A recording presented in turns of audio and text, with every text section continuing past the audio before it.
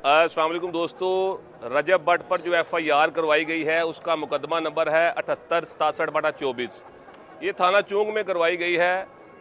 इस पर जो FIR करवाई गई है उस पर मैं और ये तमाम वकला और सहाफ़ी हज़रात बड़ा परेशान है, हैरान है कि ये आप दिखाएं ज़रा कैमरा करीब करके कि जो रजब का नाम लिखा है वो रजब अली वल्द मोहम्मद अफजल भट्टी।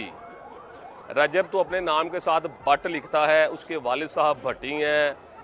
मैं इस बात से बड़ा हैरान हूँ, परेशान हूँ।